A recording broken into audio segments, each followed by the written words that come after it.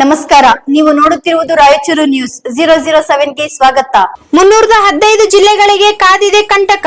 ಬರದಿಂದ ರೈತರನ್ನ ರಕ್ಷಿಸಲು ಈಗಿನಿಂದಲೇ ಪೂರ್ವ ಸಿದ್ಧತೆ.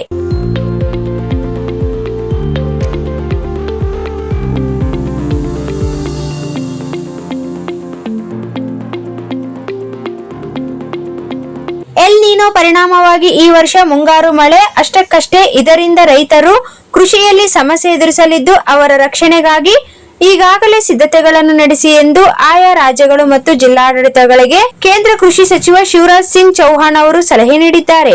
ಭಾರತ ಹವಾಮಾನ ಇಲಾಖೆ, ಐಎಂಡಿ ಮತ್ತು ಹವಾಮಾನ ತಜ್ಞರ ಪ್ರಕಾರ ದೇಶದ ವಿವಿಧ ರಾಜ್ಯಗಳ 315 ಜಿಲ್ಲೆಗಳಲ್ಲಿ ಕಡಿಮೆ ಮಳೆಯಾಗಲಿದೆ ಎಂದು ಗುರುತಿಸಲಾಗಿದೆ. ಅವುಗಳಲ್ಲಿ 111 ಜಿಲ್ಲೆಗಳು ಹೆಚ್ಚು ಬರ ಎದುರಿಸಲಿವೆ. ಹೀಗಾಗಿ ಜಿಲ್ಲಾಡಳಿತಗಳು ಈಗಲೇ ನೀರಿನ ಸಮಸ್ಯೆ ಎದುರಿಸಲು ಯೋಚಿಸಿ ಎಂದು ದೆಹಲಿಯಲ್ಲಿ ನಡೆದ ರಾಷ್ಟ್ರೀಯ ಗ್ರಾಮೀಣ ವಿಕಾಸ ಸಮ್ಮೇಳನ ಕಾರ್ಯಕ್ರಮದಲ್ಲಿ ತಾಕೀತು ಮಾಡಿದ್ದಾರೆ.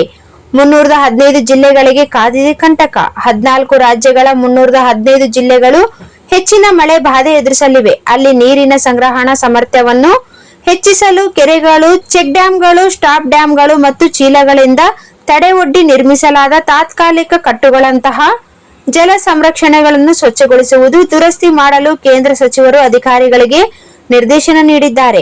ಈ ಮುಂಜಾಗ್ರತಾ ಕ್ರಮಗಳು ದೀರ್ಘಕಾಲದ ಬರಗಾಲದ ಸಮಯದಲ್ಲಿ ನೀರಾವರಿ ನೀರಿನ ಲಭ್ಯತೆಯನ್ನು ಸುಧಾರಿಸಬಹುದು.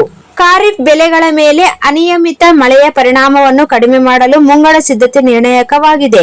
ಮಳೆಗಾಲದಲ್ಲಿ ಪಡೆಯುವ ನೀರನ್ನು ಪರಿಣಾಮಕಾರಿಯಾಗಿ ಸಂಗ್ರಹಿಸಲು ಮತ್ತು ಅಗತ್ಯವಿದ್ದಾಗ ಬಳಸಲು ನೀರು ಕೊಯ್ಲು ಮಾಡಬೇಕಿದೆ ಎಂದು ಅಧಿಕಾರಿಗಳಿಗೆ ಸೂಚಿಸಿದ್ದಾರೆ.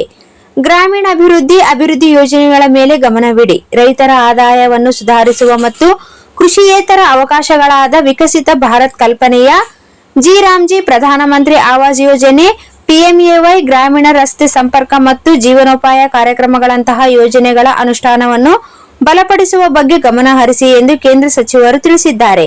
ಮಹಿಳಾ ಸ್ವಸಹಾಯ ಗುಂಪುಗಳನ್ನು ಸಬಲೀಕರಣಗೊಳಿಸುವುದು, ಪಾರದರ್ಶಕತೆ ಮತ್ತು ಸಕಾಲಿಕ ಪ್ರಯೋಜನಗಳ ವಿತರಣೆಯನ್ನು ಖಚಿತಪಡಿಸಿಕೊಳ್ಳಲು ತಂತ್ರಜ್ಞಾನ ಮತ್ತು ಕೃತಕ ಬುದ್ಧಿಮತ್ತೆಯನ್ನು ಬಳಸಿಕೊಳ್ಳಬೇಕು.